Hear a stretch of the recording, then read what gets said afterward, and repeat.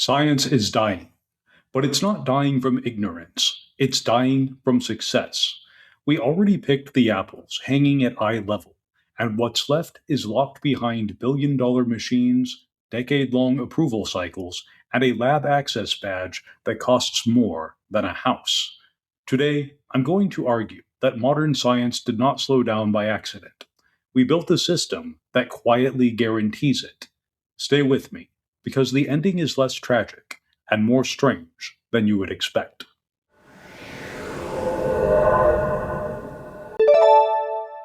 Hello, my name is Gene Botkin.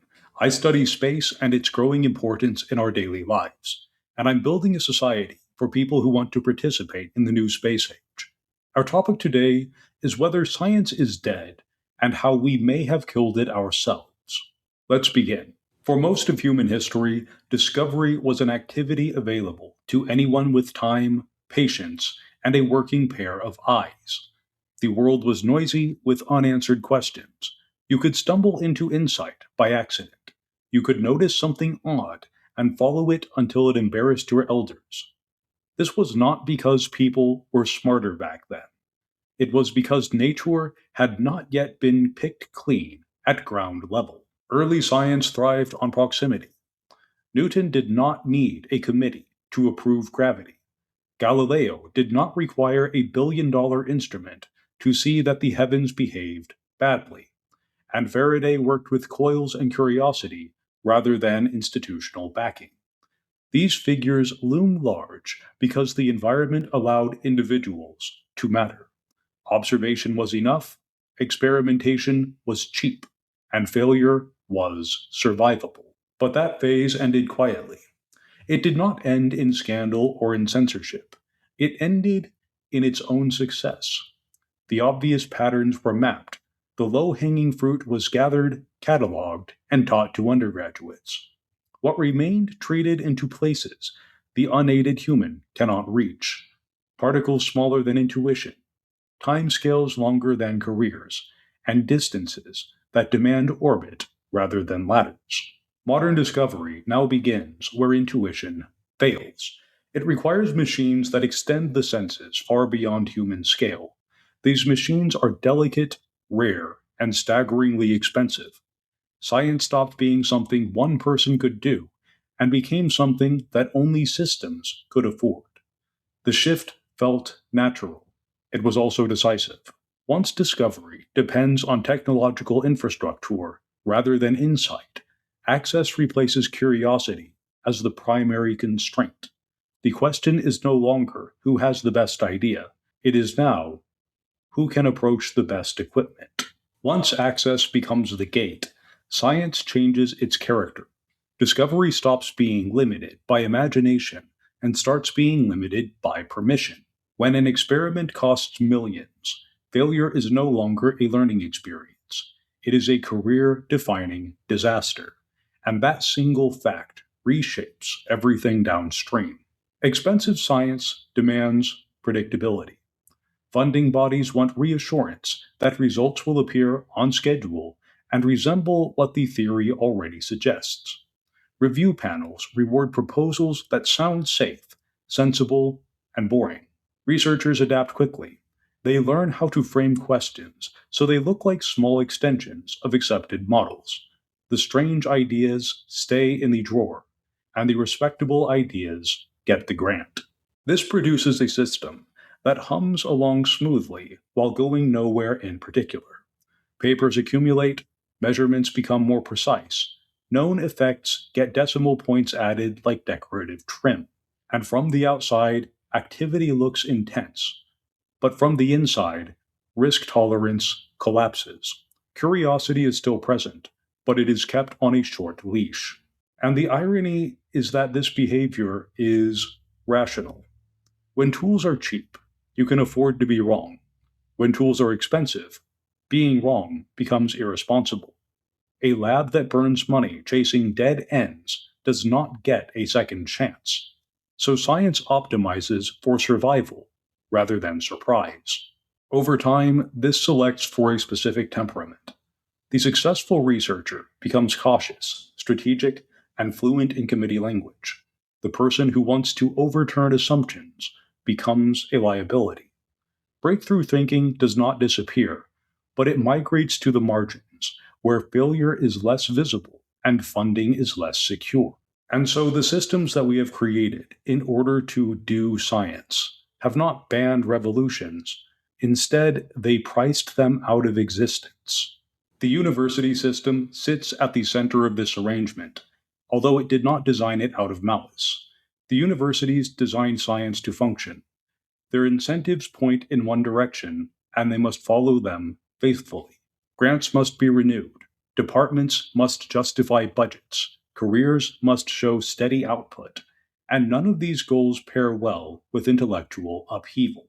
A true breakthrough is disruptive in the literal sense. It breaks things.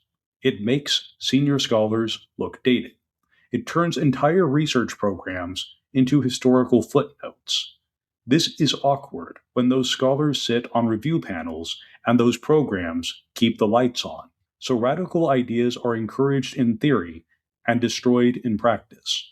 They are praised at conferences and quietly filtered out of funding pipelines. Tenure deepens the pattern. Young researchers learn quickly that safety comes before originality. Publish early, publish often, do not wander too far from the center of gravity. A bold idea that fails can end a career before it begins. A modest idea that works can sustain one indefinitely. Most people choose the second path. Most people choose the second path, not because they lack courage or imagination, but because rent exists. This is why paradigm shifts rarely emerge from inside mature institutions. Universities excel at preservation. They are memory palaces for accumulated knowledge. They train skilled caretakers of established frameworks. Expecting them to lead conceptual revolutions is like expecting a museum to rearrange history. And when breakthroughs do occur, institutions adopt them after the fact, once the danger has subsided. The rebel becomes a portrait on the wall. The idea becomes curriculum. The lesson learned is always the same and always wrong, that the system produced the revolution rather than survived it. Now, if institutions cannot easily generate revolutions, then discovery waits on something else. It waits on tools. History shows this pattern with stubborn consistency. When instruments become cheaper, smaller, and more common, science suddenly looks alive again, not because people have changed, but because access has expanded. Astronomy surged when lenses improved and spread. Biology advanced when microscopes escaped elite laboratories. Computing reshaped every discipline once processing power left government basements and landed on desks. Each wave followed the same rhythm. Cost fell, access widened, and curiosity rushed in.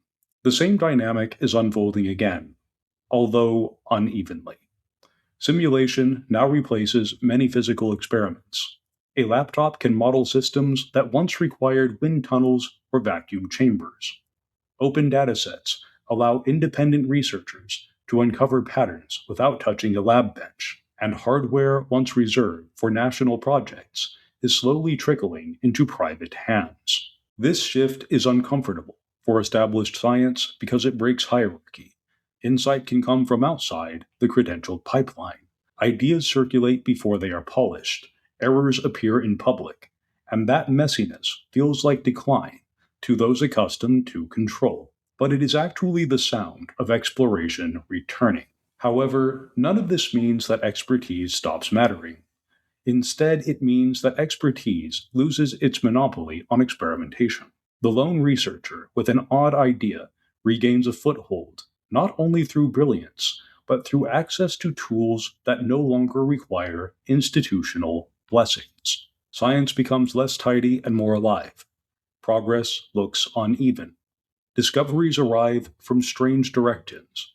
This is how it has always worked when the doors were open.